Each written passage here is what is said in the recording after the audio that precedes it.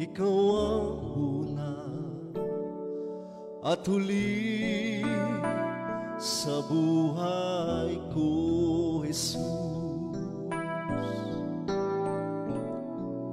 Ikaw ang una at huli sa buhay ko, Panginoon.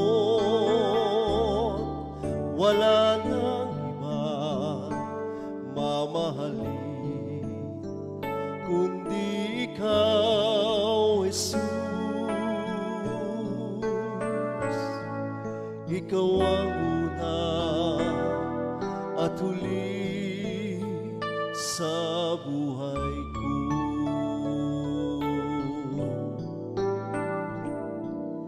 Ikaw ang una at huli sa buhay ko, Jesus. Ikaw ang una at huli sa buhay ko, Panginoon.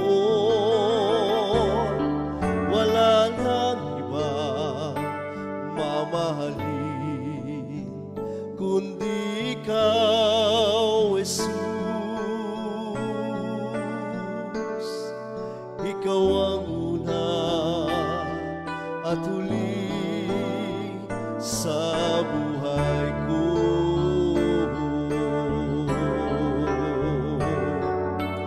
Una sa puso ko,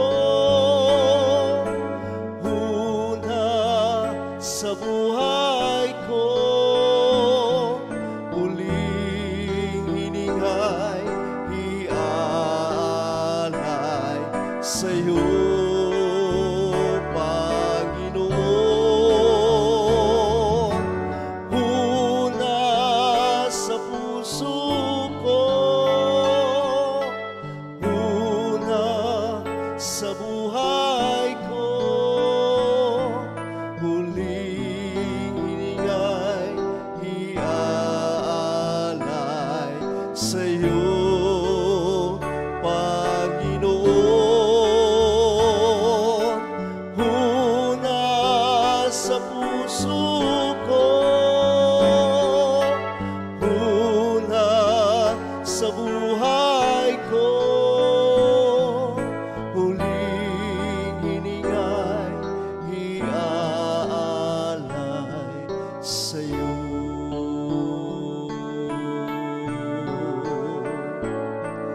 Huling hiningay, iaalay sa'yo.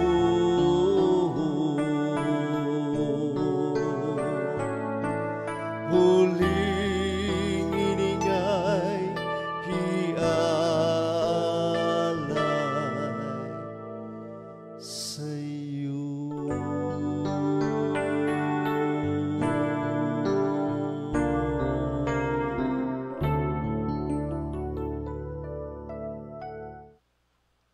Good morning, Jesus! Kamusta mga kapatid? Happy weekends po sa ating lahat.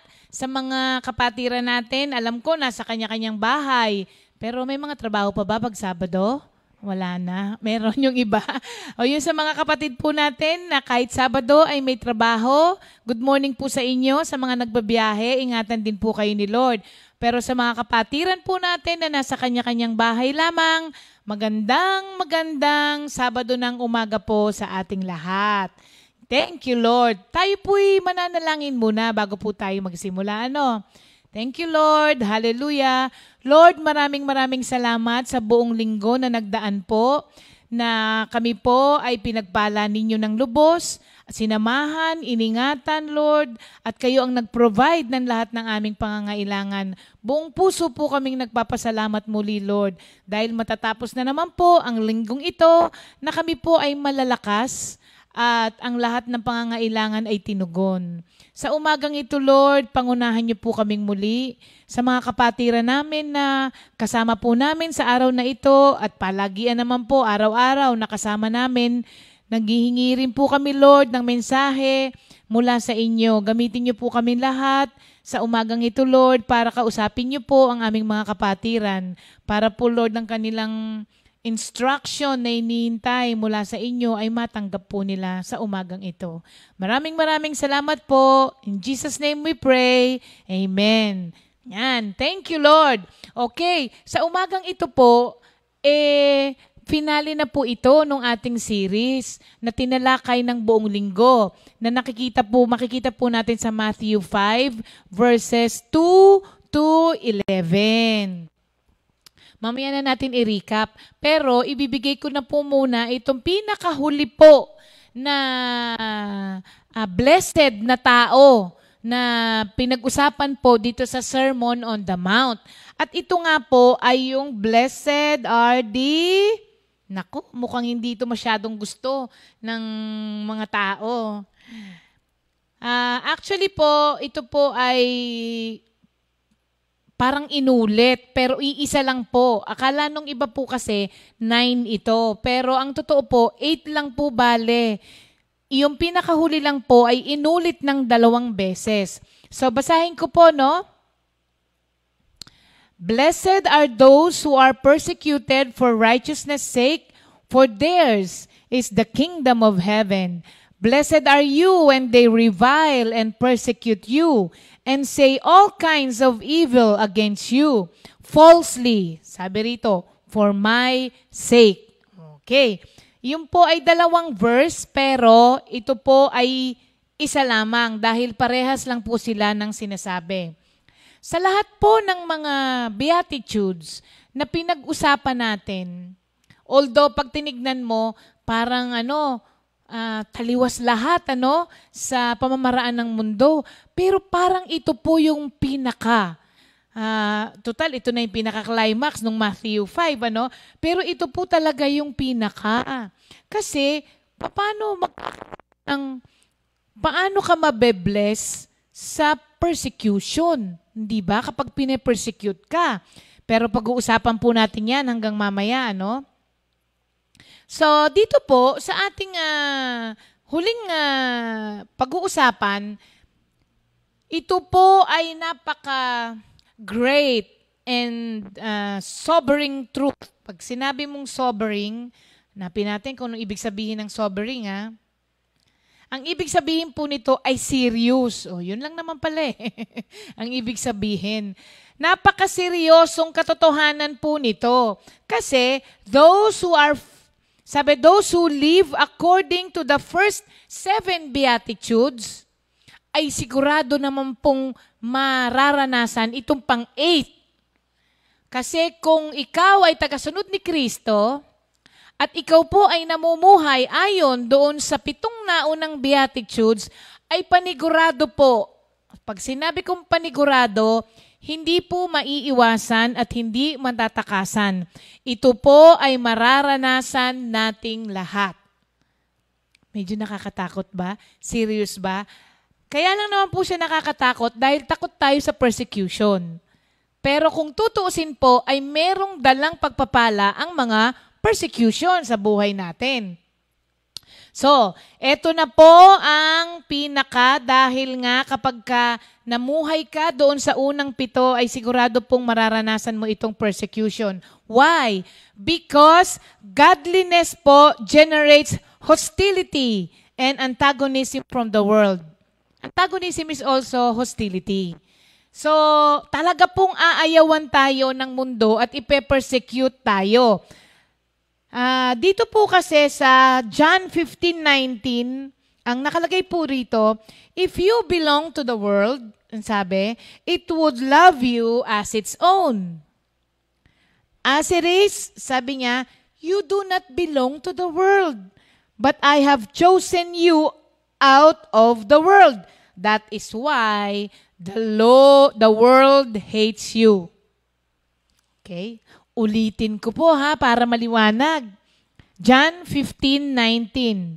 If you belong to the world, it would love you as its own. As it is, you do not belong to the world, but I have chosen you out of the world. That is why the world hates you. If someone hates you, he will persecute you. Kasi nga, hate ka po niya. Kung tutuusin po, mga kapatid, ang persecution po ay crowning feature ng happy person. Parang, namalat ako sa, The crowning feature of a happy person is persecution. Mag-agree man po kayo o hindi doon, it doesn't matter. Kasi yun po talaga ang sinasabi rito. The crowning feature of a happy person is persecution. Okay? Because kingdom people are rejected people. Ayon sa binasa natin na John 15:19. Kasi ang mga holy people are blessed people. Agree po kayo doon, mga kapatid? Of course, we are blessed eh. So, ang mga kingdom people, holy people po, are really blessed. But we have to pay a price for it. Yun nga po yung persecution. Sabi nung iba, ayoko yan, ayaw kong pinag-uusapan ang persecution. Ay hindi po pwede.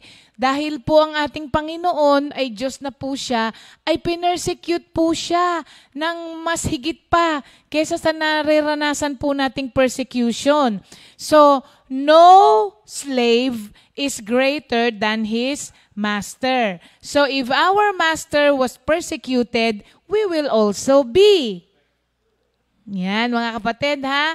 Kaya, wag niyo pong katakutan masyado yung persecution. Although, dadaan po tayo ng mga mahirap na pagkakataon, sitwasyon. Don't worry, mga kapatid. Hindi naman po tayo iniiwan ng Panginoon. At ang sabi niya, kapag ka nandoon ka na, sa time na ikaw ay pinapersecute at hindi mo na kaya, the Lord will make a way for you. Ayan. He will provide you with a way out. Ngayon po, ano ba ang mga, pag sinabihan natin yung persecuted? Pag sinabi po nating persecuted, pag pinag-usapan nating persecuted, ito po yung mga tao na mention dito sa passage na ito ay yung mga taong who are insulted, verbally abused, mocked. Ito yung kinukutya. Sabi nila, mas masakit daw ang verbal abuse kaysa sa physical abuse. Kasi yun daw pong, kasi sabi natin, di ba, ay hindi naman pala physically abused. Sabi nung iba, mas masakit daw ang verbal abuse kaysa sa physical. Kasi ang physical daw po, gihilom ang sugat. Pero yung verbal abuse, yung emotional pain and trauma na binibigay daw po nito sa inyo. Sabi nga nung mga psychologist o psychiatrist ba, sino bang doon, nagtitreat sa mga ganon? Is it the psychiatrist or psychologist? Na karamihan daw po nung mga bata na verbally abused nung maliit, hanggang lumaki, dala-dala pa rin nila yon sa emotion nila. Nakakaapekto. Pero ang physical daw po ay naghihilom. Pwede rin po, mga kapatid. So, ang pinag-uusapan po ritong persecuted, yun pong mga verbally abused. Ito yung mga insulted and mocked. Ito po ang nakaranas ng mga attack, tortured sila, tapos treated with hostility. Ito rin po yung mga slandered, yung mga siniraang puri. Ito din po yung mga taong kinursed. Ano yung curse sa Tagalog? Sinumpa. At ito po yung mga taong lied about. Yung pinagsabihan ng, Sinabi nila sa ibang tao ang tungkol sa iyo na puro kasinungalingan. Ayun. Ang lied about. Ito po yung mga taong pinag-uusapan din dito. Ngayon, ang mga believers naman po sa John 15:19, thank you Lord naman po at meron tayong forewarning from the Word of God. Para hindi po tayo, bakit ba binibigay ang forewarning? Para po, pag dumating yung time na yon, hindi ka na magulat.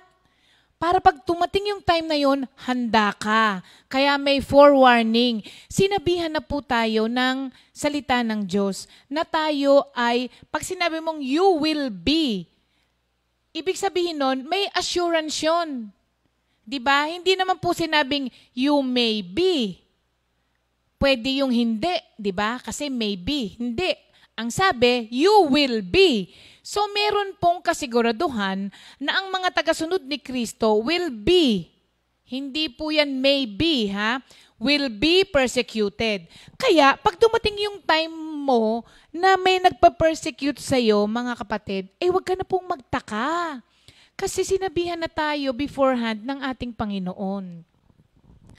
Yun nga, dahil nga po, hindi po tayo taga-mundo, kaya ang mga tao sa mundo ay sigurado naman pong gagawa ng kahit na anong bagay para i-persecute ang mga tao. Ngayon, i-explain ko po sa inyo, di ba parang 2 beses yung bless sa dulo? Yung iba, isang verse lang. Pero itong pinaka-climax na blessed na tao, ang kinonsume nito ay 2 verse. Para bang sinasabi sa iyo ng Panginoon na 2 beses kang ibe-bless? Bakit kaya? Siguro kasi ito na yung pinakamahirap na i-bear. Kasi blessed are you, tapos sa 10 yun, tapos sa pangalawa, blessed are you. So ang ibig sabihin po nito, kahit na ikaw naman po ay pinipersecute ng mga tao, you will be doubly blessed by the Lord.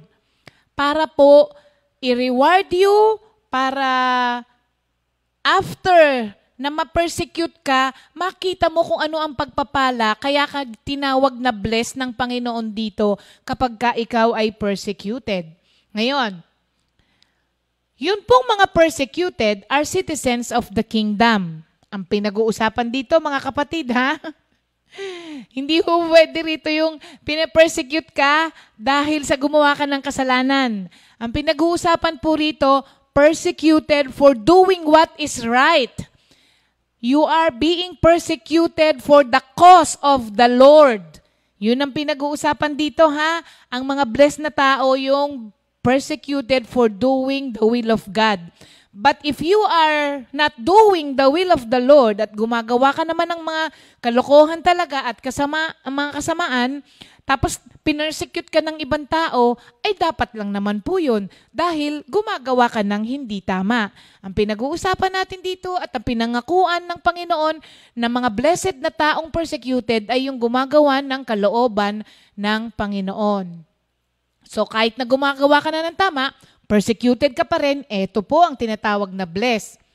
So, sabi niya, those who have been persecuted are the citizens of the kingdom because you will not be persecuted by the world hanggang hindi mo ginagawa ang lahat ng mga naunang 7.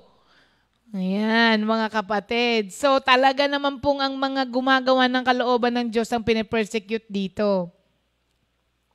Kasi po, sa 2 Timothy chapter 3, verse 12, ang sabi, all who desire to live godly in Christ Jesus will be persecuted.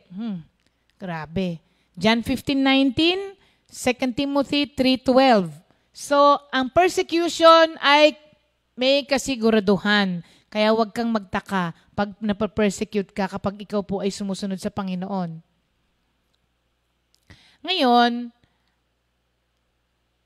sabi po dito, kung ano ang totoo nung unang panahon ay mangyayari din ngayon.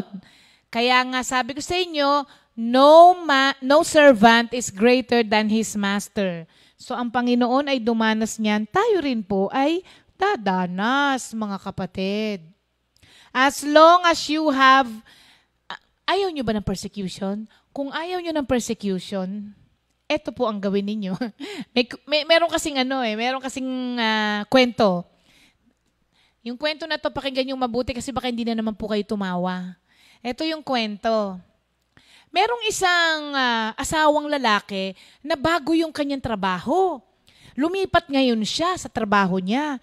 Sa first day pa lamang po niya, ay napapaligiran na po siya ng mga taong puro makamundo. Yung mga lumalabas sa bibig, tapos talagang mga hindi magaganda yung mga ugali. Di eto na ngayon, pumasok ngayon siya.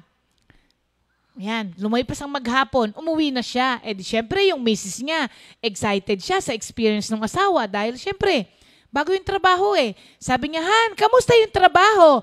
Ang sagot ng asawa, fantastic! Sabi niya, bakit kaya?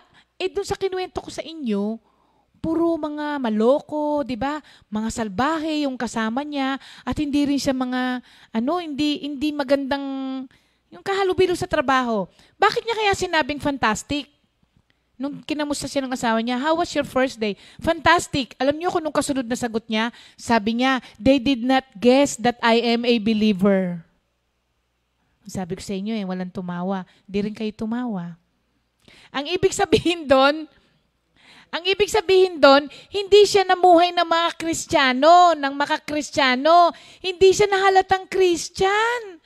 Baka mamaya, kung saan tayo pumunta, hindi ka nahalatang Kristiyano, kaya hindi ka na-persecute. Kaya itong tao na to, kaya fantastic pa rin, hindi nahalata. Ibig sabihin po nun, pag hindi nahalata ng ibang tao na Kristiyano ka, hindi nakikita sa'yo. Kasi di ba meron kang mga pinupuntahan kahit wala kang sinasabi, sabi ng mga tao sa'yo, Christian ka ba? Kahit wala ka pa, hindi ka pa nagsasalita. Bakit? Nakikita nila kasi sa'yo. Sa mga action mo, sa gawa mo, eto hindi nakita, mga kapatid. So, kung ayaw mong ma-persecute, di live like the people in the world. Kasi the world will not persecute their own. Kaya ka lang ipinipersecute dahil hindi ka nakabilang sa mundo. As long as you have no reason to believe that you are a Christian, ang sabi rito, yung hindi ka obedient, hindi ka righteous Christian, you need not worry about persecution. Kasi ba't kanila ipe-persecute? Kasama kanila. Di ba? Ba't kanila pinipersecute? Hindi naman sila nai-intimidate pag nandyan ka. Kaya lang naman po ipe-persecute ka ng maraming tao because they are intimidated by you. For example, ako po ay merong mga friends nung high school na minsan pag kami mga umuuwi, tinatagpo. Yung alam nyo yun, syempre galing ng ibang bansa, tapos matagal din nagkita, tapos nai-invite po, yung nag-uusap-usap, minsan nini-invite nila ako, magkita naman tayo. Ganon. So, meron pong mga pagkakataon na minsan ay nagkita ka. Pero thank you Lord naman po, hindi po lahat, meron lang ilang lamang. Pero yun talagang mga kaibigan ko nung high school pa, na alam nilang ako'y Christian. Hanggang ngayon, alam nilang ako'y Christian. Hindi na po sila intimidated by my presence. Actually po, ako po talagang all glory to God. Pagka meron po silang mga gustong ipag-pray, may mga problema sila sa buhay, may mga nagkasakit, alam nyo, ako po talaga yung mini-message nila. Sasabihin pa nga nung isa kong kaibigan, Teng, sasabihin niya, malakas ka kay Lord kaya ipag-pray mo naman ako. So, na-acknowledge nila at thank you Lord po ako doon. Pero there are some na, ang sabi sa akin nung isang barkada namin, pagka sunod na magkita-kita tayo, wag na nating isama si Ateng. Yun. Kasi daw, wala daw po akong sinasabi kung hindi puro kay Lord. So, ayaw niya. Ayaw nung isang yon. Na actually, hindi naman talaga namin ka-close masyado yon. Pero yung mga barkada ko talaga, hindi. So, nasabi niya dun sa isang friend namin na next time daw pag nagkita-kita, wag na daw akong isama. Kasi nga, puro praise the Lord, puro kay Lord daw ang sinasabi ko. And that's okay sa akin. Kasi po, talagang ganun ang mangyayari. Maski naman po kayo, hindi ba? Hindi naman po na kayo. Kasi the world will find you boring. And killjoy, di ba? Ganun na po kasi talaga yon. Kasi hindi nyo na po pwedeng gawin yung ginagawa nila. Kaya hindi na po nila kayo kaisa. Kaya some really will persecute you because of your faith. Dahil hindi kayo hindi kayo nagja-jive. Tama.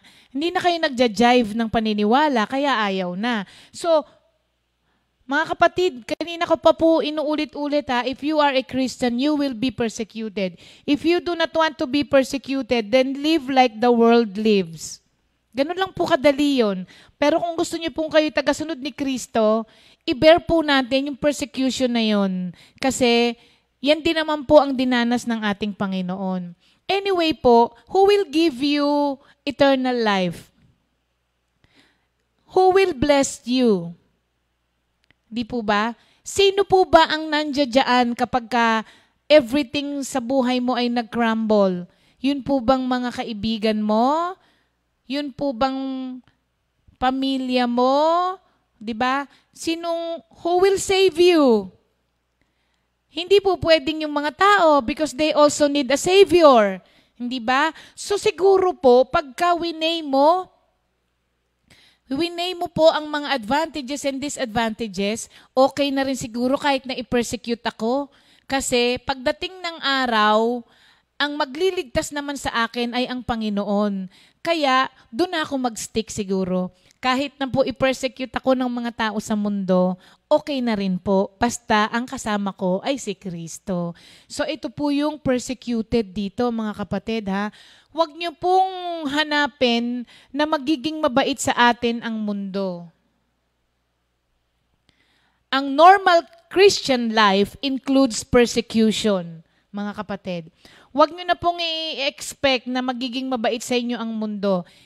Actually, the world will hate you dahil hindi ka po kaparehas ng paniniwala ng mundo. Because to live a redeemed life to its fullest is to invite and to expect resentment and reaction from the world. Alam nyo ba, kapag pinipersecute nga kayo, tsaka nyo malalaman na, ay, nakikita na pala sa akin si Lord, kaya pinipersecute na ako. Hindi ko na pala kaugali yung mga kaibigan ko, kaya marami na akong natatanggap na hindi maganda. Pero as long as the world enjoys you, kapag kasama ka nila, hindi sila nai-intimidate, ibig sabihin ay parehas pa rin kayo ng pag-uugali at pamumuhay. So, ayan po, ang ating persecution dito. Pero ang sabi naman ni Lord, blessed are the persecuted, for great is your reward in heaven. Diba? Sabi niya, pag dinugtong mo pa nga sa una, sabi niya, for theirs is the kingdom of heaven. Pag diniretso mo nga yun sa verse 12, ang sabi dito, rejoice and be glad, for great is your reward in heaven. For so they persecuted the prophets who were before you. Kaya, mas greater ang reward mo.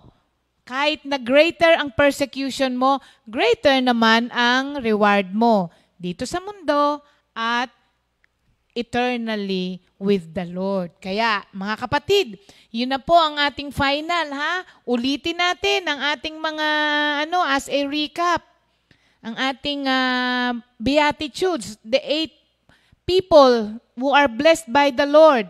Una, blessed are the poor in spirit, for theirs is the kingdom of God. Blessed are those who mourn, for they shall be comforted. Blessed are the meek, for they shall inherit the earth. Blessed are those who hunger and thirst after righteousness, for they shall be filled. Blessed are the merciful, for they shall obtain mercy. Blessed are the pure in heart, for they shall see the Lord.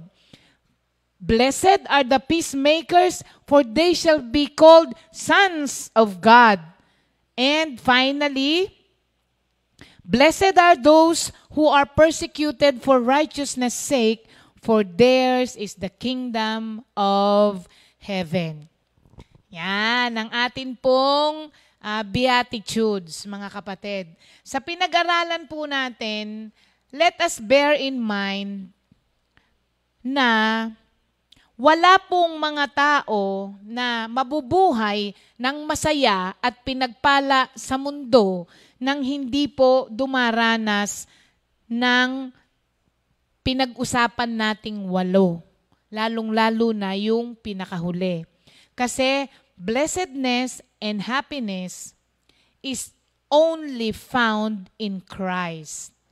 Kaya po, dumaan man ang pagsubok, sabi nung bagong awitin natin, anumang pagsubok, anumang suliranin, di ako matatakot pagkat kasama kita. Yun ang tandaan po natin, mga kapatid. anumang pagsubok, anumang suliranin na daanan natin sa mundo, okay na tayo basta't kasama natin si Kristo. Walang dapat ikalungkot. Malungkot ka kung dadaan ka ng pagsubok nang wala kang Kristo. Yun, umiyak ka doon kasi talagang malulugmok ka. Pero para sa mga anak ni Kristo, walang dapat ipangamba dahil kasama natin ang Panginoon. Okay, thank you Lord po. Nakalipas na naman po ang ating series, mga kapatid, at maraming salamat sa mga nakasama nating mga kapatiran. At ang prayer po namin ay ito po ay makatulong palagi sa atin at maging reminder sa atin on how to live a godly life. Kung paano mamuhay ng kingdom living para po tayo ay makatanggap nung sinasabi sa Matthew 5 na blessings of all those person na in-enumerate doon. Thank you, Lord. Sa atin pong memory verse of the week, huling araw na po natin ito, no? And praying po na na-memorize nyo na rin po dahil ito'y awitin naman sa Lamentations chapter 3, 22 to 23. The steadfast love of the Lord never ceases, and His faithfulness will never end. They are new every morning, new every morning. The steadfast love of the Lord never ceases. Lamentations 3, chapter 3, verses 22 to 23. Thank you, Lord. Okay, tapos na po tayo sa ating memory verse. Ngayon naman, dako na tayo sa ating mga may birthday. Sa araw na ito,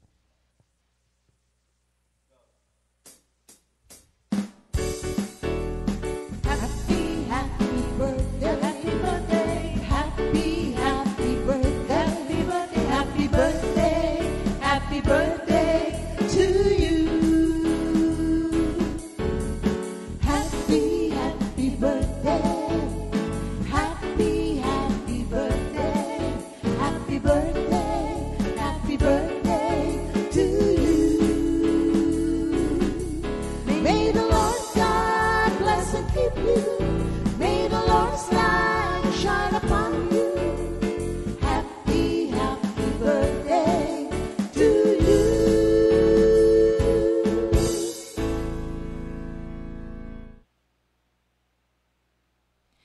happy birthday po sa inyo, mga kapatid. Enjoy your special day. Mga kapatid, i-celebrate nyo pa rin po yan kasi wala namang kinalaman ng pandemic sa celebration dahil Thanksgiving po yan sa Panginoon. Okay. Ngayon naman po, dako na po tayo sa ating new song of the week. Alam niyo po, by next week, mga kapatid, nakatatlo na po tayong new song. Ano? Yung kay Pastor Simple, yung kay Brother Darwin, at saka po yung kay Minister Jeff. Sa ating pong sunod na week, wala tayong new song.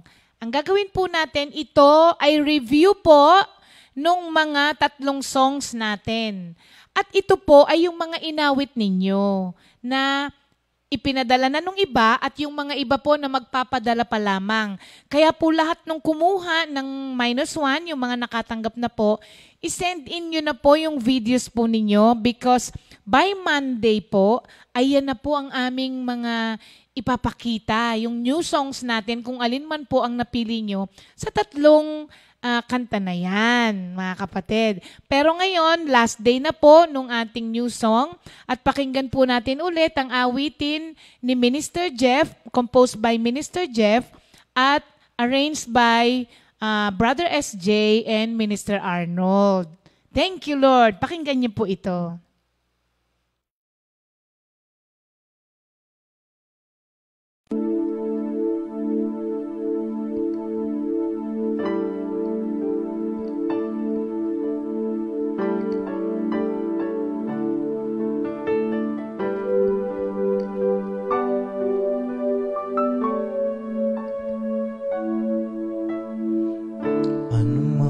pagsubok, anumang suliranin, di ako mangangamba pagkat kasama kita.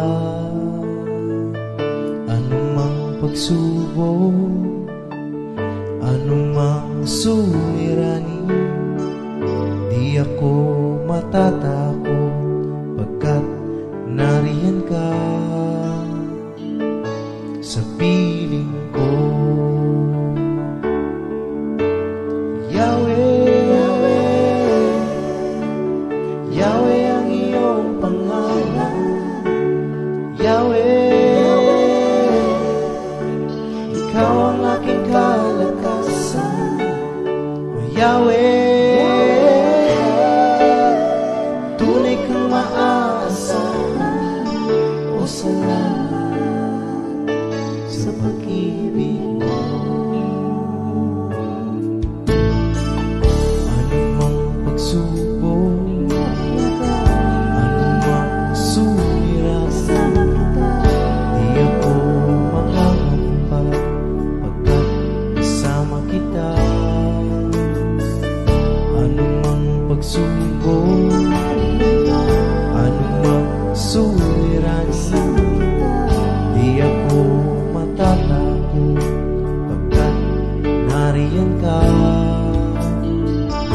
sa piling ko. Yahweh, Yahweh ang iyong pangalan. Yahweh, ikaw ang aking kalakasan. Yahweh, tunay kang maaasahan. O salamat sa pag-ibig mo. Yahweh, Yahweh ang iyong pangalan. Yahweh, ikaw ang aking kalakasan. Yahweh, tunay kang maaasahan. O salamat sa pag-ibig mo. O salamat sa pag-ibig mo. Salamat sa pag-ibig mo.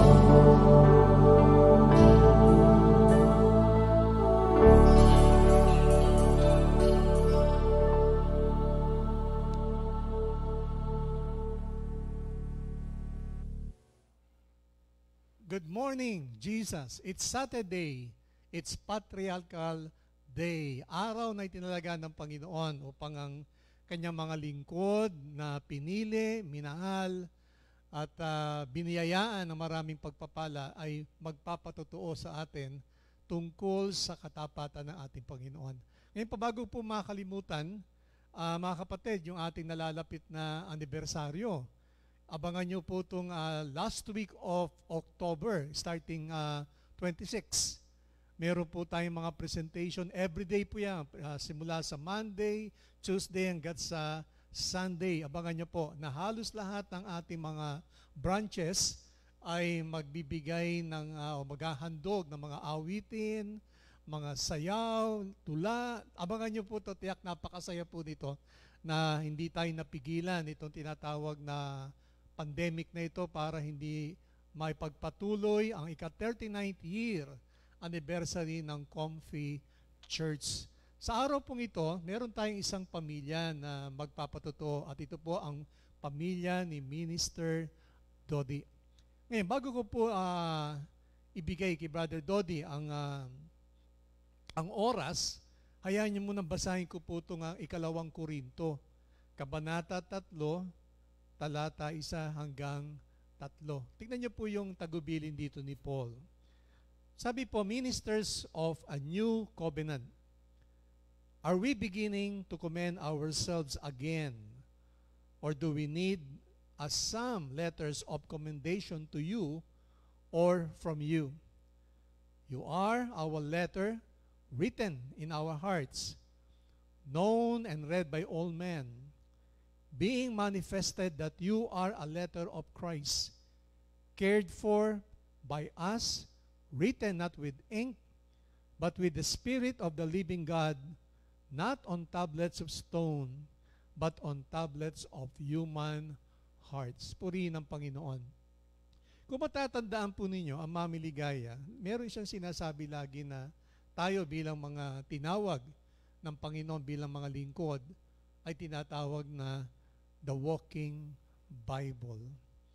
Noong una, hindi ko maintindihan sinasabing walking Bible. Ito ba'y naglalakad na Biblia? Hindi po pala yun.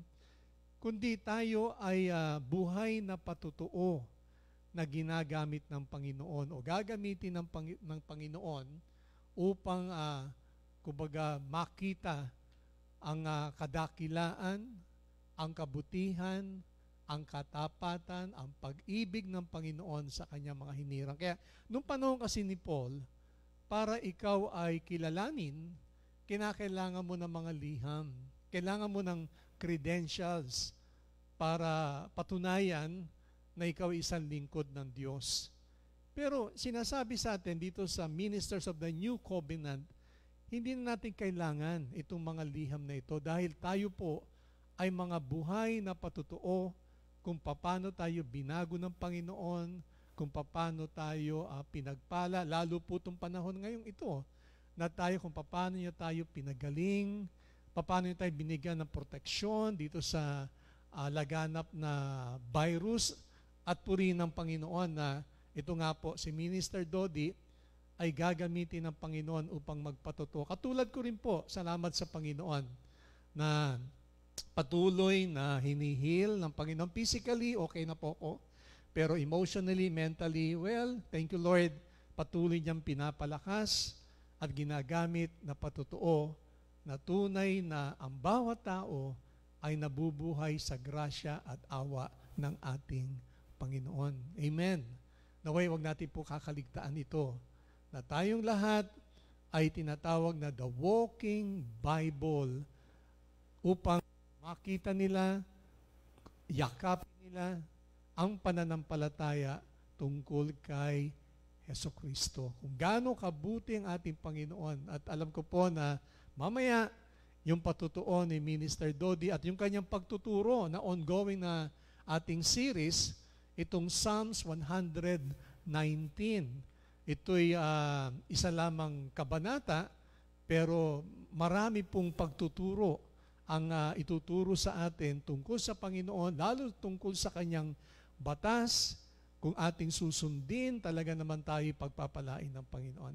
Kaya hindi ko na po patatagalin, ibibigay ko na po si Minister Dodi upang inyong mapakinggan ang kanyang patutuo. Magandang umaga po muli. Narito na po si Minister Dodi at ang kanyang pamilya. Good morning, Jesus! Good morning po sa inyong lahat ng mga patuloy na nanonood at sumusubaybay sa ating live streaming. So, purihin po ang ating Panginoon at sa araw na ito ay binigyan tayo ng pagkakataon na magbigay ng parangal sa banal na pangalan ng Panginoon. Manalangin po muna tayo. Dakila naming Ama sa langit, maraming salamat po sa araw na ito. Niling ko po sa inyo, nagabay mo po kami sa aming pag-aaral ng inyong mga salita. Thank you Lord sa lahat ng mga nanonood, sa lahat ng mga nakikinig, kayo po ang manguna sa aming lahat. Ito po ang aming dalangin sa pangalan ni Jesus. Amen. Sige. Tawagin ko po si Sister Venus. Good morning, Jesus! Good morning po muli sa ating mga kapatid. Pinupuri ko at pinasasalamatan ng ating Panginoon sa kanyang pag-iingat, pagliligtas, pagbibigay ng kagalingan sa lahat ng aming mga sakit. Salamat sa kadakilaan ng Diyos na tunay po patuloy na hayag sa buhay naming lahat. Narito po kami, buong pamilya, magpapasalamat sa kadakilaan ng Panginoon sa buhay naming lahat. Amen. Thank you, Lord. Unang-una po, tawagin ko po ang aking anak na bunso, si Brother Dave, upang magpasalamat sa ating Panginoon. Nagpupulit nagpapasalamat po ako kay Lord. Lagi po kayo iniingatan dito po ni Lord sa county. And yung pamilya po namin, lagi po din iniingatan ni Lord. Tapos din po ako nagkalagnat, pero hindi naman po tuloy-tuluyan na araw-araw po nang may lagnat ako. Tapos po, thank you Lord din po dahil lagi po kami ditong binibless niyo. Amen. Amen. Sister Dian, tama. Nagpupulit nagpapasalamat po ako kay Lord sa blessings, guidance, and protection, pati po sa good health. Tsaka po, magaling na din po kami dito lahat sa compound ko. Tsaka po, nakahanda na po yung mga gamit ko po para po sa online class po namin sa mga. Jordan. Nagpupulit nagpapasalamat po ako kay Lord, unang-una po sa lahat, sa blessing at kalakasan na binibigay niya po sa aming pamilya. Lalo na po ngayong may pandemic, hindi niya po kami kinalimutan, palakasin. At nagpupulit nagpapasalamat po ako kay Lord dahil po, ito pong nagkaroon po ng COVID sa amin, naramdaman ko rin po na magkakasakit po ako, pero pinag-pray ko lang po kay Lord at ayun po, hindi na po natuloy yung masamang pakiramdam po. At pinagpapasalamat ko rin po kay Lord yung school ko po na gustong-gusto ko po siyang school, kaso po sa sobrang tagal po ng update nila sa akin, mayroon pong nakapag-offer sa akin ng school po na private at ayun po, nakapasa po ako ng 100% scholarship po. Ayun lang. Sister Divine. Nagpupulit nagpapasalamat po kay Lord sa blessings po, sa protection and sa good health po ng buong family. Yun po, thank you Lord kasi yung pandemic po ay ibang experience din po sa amin ditong Compi. Nagkaroon po kami ng bonding, tapos thank you Lord po kasi nung nagkaroon ng pandemic, ayun po, nagkaroon din po ng prayer meeting yung mga youth and children po. Pero po, nahinto po siya nung nagkaroon na po ng mga sakit. Ayun po, kahit po nagkaroon ng mga sakit, thank you Lord kasi tuloy-tuloy pa rin po yung pakikinig ng Word of God. And thank you Lord po sa protection nun kay Papa. Kasi po, siya po yung matagal na nagkasakit sa amin. And tumaas po yung sugar niya, tsaka yung BP. Tapos thank you Lord po kasi sa protection po na binibigay ni Lord sa aming lahat. Thank you Lord. Thank you, Lord. Thank you, Jesus. Muli, salamat sa Panginoon, sa kagalingan, sa ligtas kaming lahat na pinalakas ng ating Panginoon. Sa naramdaman naming lahat, thank you, Lord. At sa lubos sa kagalingan ni Brother Dodi. Thank you, Lord. Thank you, Jesus. Aawit po, sabihin. Kami pong buong pamilya ay maghandog ng awit sa ating Panginoon. Amen.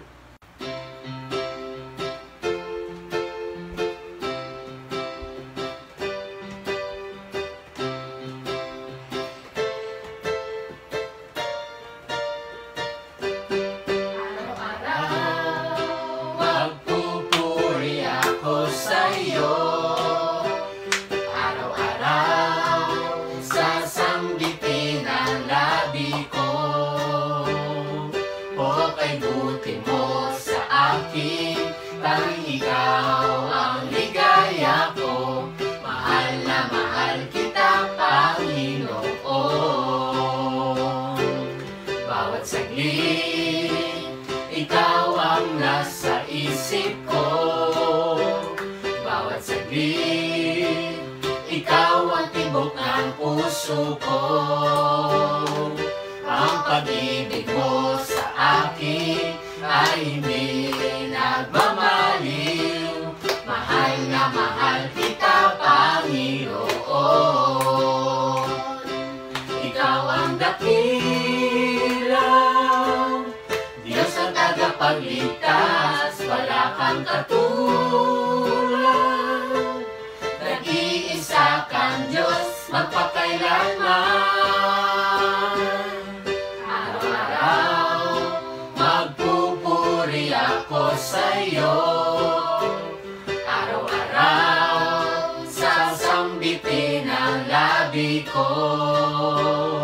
O kay buti mo sa akin, tanging ikaw ang ligaya ko. Mahal na mahal kita, Panginoon. Mahal na mahal kita, Panginoon. Mahal na mahal kita, Panginoon.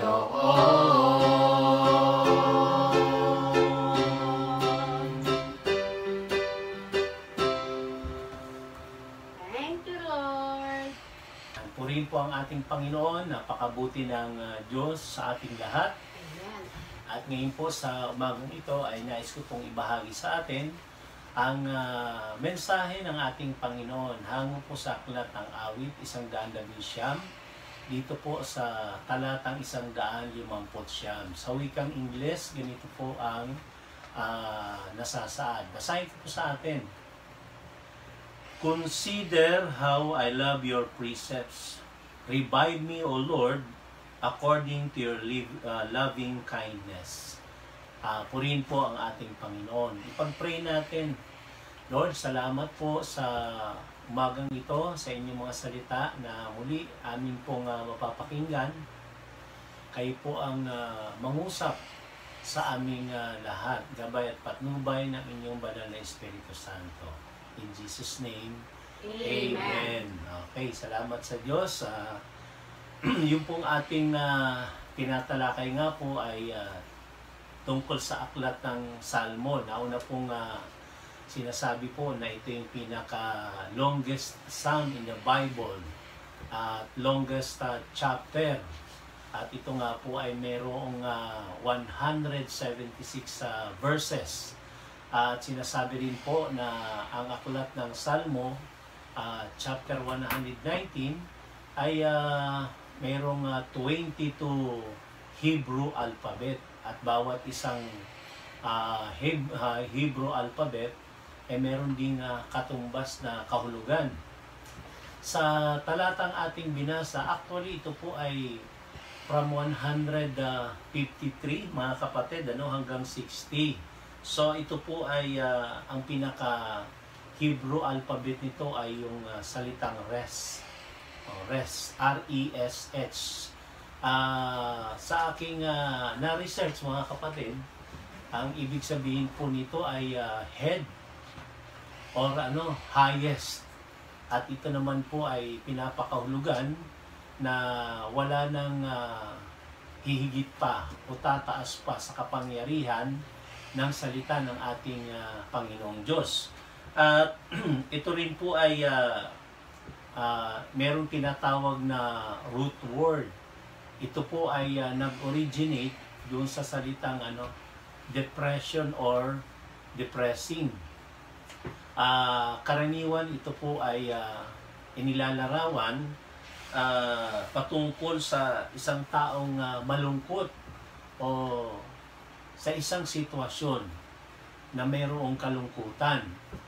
Obviously, yung pong ating binasang talata ay makikita po natin na yung author o yung salmista na tinatawag ay mayroong mga difficulties na pinagdadaanan, troubles, trials, afflictions sa buhay. Pero tandaan po natin, kasi katulad din po natin, maaaring meron din tayong mga dinadana sa ating pang-araw-araw na pamumuhay. Pero meron pong pangako ang ating Panginoon na sabi nga po ang Diyos ay sumasa atin doon sa mga trials na atin pong pinagdadaanan. Naalala niyo yung 1 Corinthians chapter 10-13. Pwede nating panghawakan kung tayo man po ay merong mga troubles, trials, afflictions, merong mga hindi komportable sitwasyon sa ating buhay. Pabasa ko lang sandali yung 1 Corinthians 10:13. 1 Corinthians 10:13. Wala pang pagsubok na dumating sa inyo na didinanas ng lahat ng tao. Tapat ang Diyos at hindi niya ipahintulot na kayo'y subukin ng higit sa inyong makakaya. Sa halip, pagdating ng pagsubok, bibigyan niya kayo ng lakas upang mapagtagumpayan ito. Ayan. Kaya po, isang napakagandang talata sa Biblia na pwede po nating panghawakan. So, God is with us sa lahat ng trials na dumarating sa ating buhay.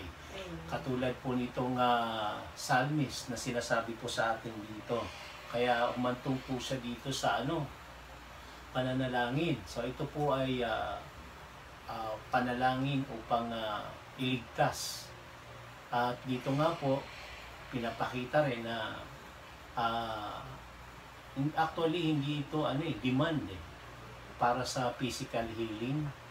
Although kasama na rin po yun, siyempre kapag tayo ay may nararamdaman, pinagpipray natin. Pero mas po rito yung sinasabing dala-dala rito yung request na siya ay ma-revive. Yung word na sinasabi niya, revive me, O Lord. So pagka sinabi nating revive, ibig sabihin mga kapatid ay to return to consciousness or life, to become active or flourishing again. Dito pinanghawakan ng salmista yung pag-asa niya sa salita ng Diyos. Yung pag-asa niya at saka yung katapatan ng ating Panginoong Diyos. Kaya naman siya po ay nakaranas ng kaaliwan at kaginawaan sa ating Panginoon. Naalala ko isang talata sa chapter 119 verse 88. Sabi niya sa wikang English, "In your kindness spare my life, then I can continue to obey you." So yung prayer niya rito ay hindi naman parang demanding. Ito yung urging God na siya po ay tulungan upang mawala siya sa ganung kalagayan na siya po ay nahihirapan. So, ano nga po ba ang nagpapalakas sa atin? Di po ba ang salita ng Diyos? So, kaya po dito, nais ko lamang pong iiwan sa atin yung tatlong bagay na nagpapalakas sa atin, dulot ng salita ng Diyos. Kasi po ang ating mundong ginagalawan, siyempre, sabi nga po, ito ay punong-puno ng kasamaan. Pero makikita natin na ang sinasabi ng salita ng Panginoong Diyos ay may pangako siya tungkol sa pagtatagumpay laban sa kasamaan. So, kung negative ang sinasabi ng mundo, ang salita ng Diyos ay kumbaga hikayatin tayo, palalakasin tayo. Kaya nga sa Tagalog ng revive ay palakasin, pasiglahin. Yun ang ibig sabihin sa Tagalog ng revive na binasa natin dito sa talatang ito. At yung tatlong bagay na nakita ko rito mga kapatid, unang-una nga po, no? Yung nagpapalakas sa atin,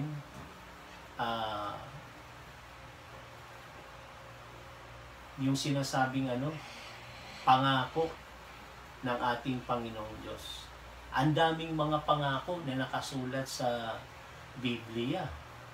So, I hope na kung ilan man yung pinangahawakan natin na pangako ng Diyos, yun ang magpapalakas sa atin, magpapasigla sa atin. Kung tayo man ay nakakaranas nung katulad nung pinagdaraanan o dinaranas ng psalmist. At pangalawa, yung pagtugon ng Panginoon sa ating mga pangangailangan araw-araw, yung provision na sinasabi natin. Na talaga namang ang Panginoong Diyos ay hindi nagkukulang. Hindi po nagpapabaya. Sinusupply niya ang lahat ng ating mga pangangailangan. Ang dami po nating narinig na mga patotoo na kung ganitong kalagayan natin ay mas marami ang nakaranas ng pagpapala ng ating Panginoong Diyos. Pag inisa-isa ko nga po, maski man kami ay talagang masyadong alam pong hahaba ang oras, pero alam ni Lord na tayo ay nangangailangan, kaya hindi siya nagpapabaya. Lagi siyang merong provision sa atin. Kaya isa rin po itong nagpapalakas sa atin, pangako ng Panginoon at saka itong pagbibigay ni Lord o pagtugon ni Lord sa lahat ng ating pangangailangan. At isa pa po mga kapatid, yung pangako ng buhay na walang hanggan. So every time na maiisip natin na bagamat meron tayong hangganan sa buhay na ito,